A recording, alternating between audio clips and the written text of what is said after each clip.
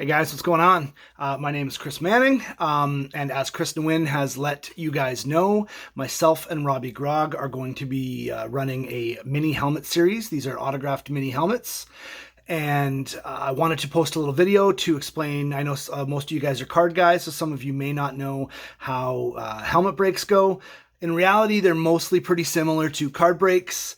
As you'll see below, we have a series of breaks down there. Under the break, it'll tell you how many helmets it's for and what kind of style it is. I'll go over the styles really quickly just so you guys know. One will be a divisional break, which is similar to a lot of card breaks. There's 8 slots. You pick your slot. Once it's full, we randomize the 8 divisions, and whatever number the division lines up with the number that you have in the break, that's what division you get. So if you have spot 3 and the AFC North comes in spot 3 in the randomizer, you get the AFC North. Once we break the helmet, if it's a one helmet break, we break one helmet. Those are also decided randomly. We don't pick and choose. There's nothing untoward or hidden or anything like that. All the boxes will be determined by a random to let us know what order the boxes are broken in. So once that happens, we open the box, and if the team from that corresponds with the division that you have, you win the helmet. So again, from the previous example, if you have the AFC North and we pull a Steelers helmet, you won it. If we pull a Seahawks helmet, you did not win.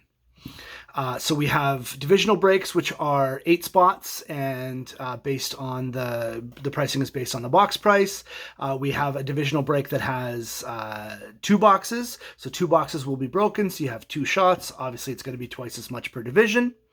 We have an AFC NFC, and the way that works is you pick a slot 1 to 16, and once the 16 spots are filled, we randomize the AFC, and whichever team matches up with your number, you get that team, and then we randomize the NFC, and whichever team matches up with that, you get that team as well. So you'll get one AFC and one NFC team. The one that's a little more confusing is one that I have started doing myself before in another room, is I call it the $5 chuck. And essentially, there's 40 slots. They're $5 each. You can, if you want a slot, you can put it on any team you want. You can put as many slots on a certain team as you want. And anybody, you don't own that team. Anybody can try to get that team. So once you find out who the headliners are, a lot of people will chase those teams, hoping that one of the headliners is broken in that break, and then they'll have a better shot at that headliner. An easy way to explain this is this. Let's say the headliner is, fuck it, I'll just tell you guys the headliners now. I was going to announce these anyways. So, first headliner, we have somebody I know you'll all be very familiar with. You chase him in your card breaks. Now you'll be chasing him in a helmet break. It is Justin Herbert, the Offensive Rookie of the Year from last year, on a Chargers Eclipse Mini. Eclipse is the style of helmet that is. The other one is another guy that I know y'all chase, and this is a pretty special one. This is Mr. Joey B. There's the SIG with a 19 Champs script. It's an LSU, and what it is it's considered an authentic mini, which means it has the inner padding for an authentic. It's a little bit heavier than a standard mini, and that's Joe Burrow. Obviously, that would go to the Bengals. So to explain how the $5 chuck works, a bunch of people will obviously be chasing the Bengals and the Chargers.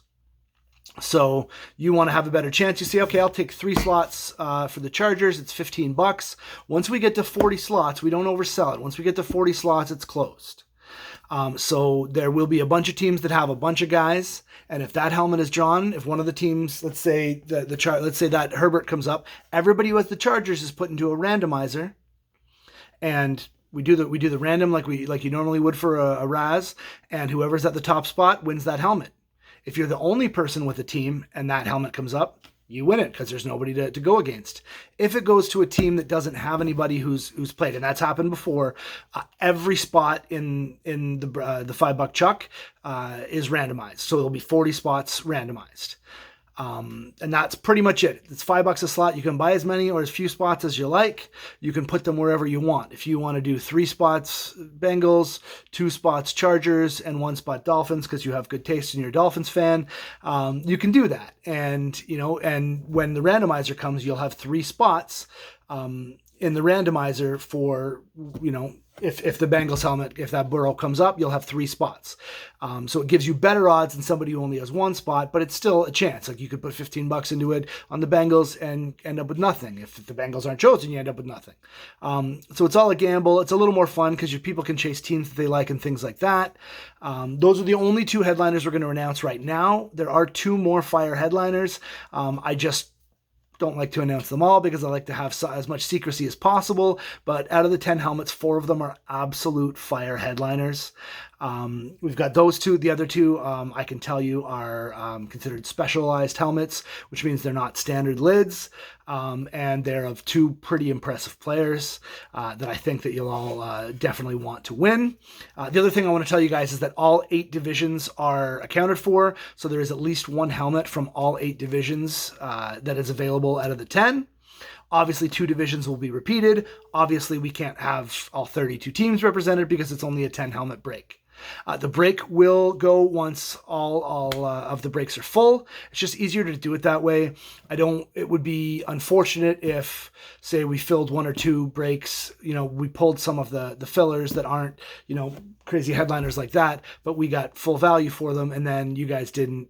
You know what I mean? And then the breaks petered out and you guys didn't have a chance to win the actual headliners. That stinks. So we don't want to do that. It's just easier to fill everything. I'll put in the work. If we need to run minis, we'll run minis. If we need to run fatals, we'll run fatals. We'll do what we got to do. We want to have some fun with this.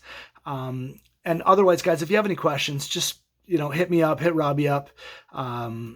I've done this a bunch. I really enjoy doing it. It's a lot of fun. Robbie said, hey, why don't you try it in this group? I think that these guys might be starved for some memorabilia. They're big card guys.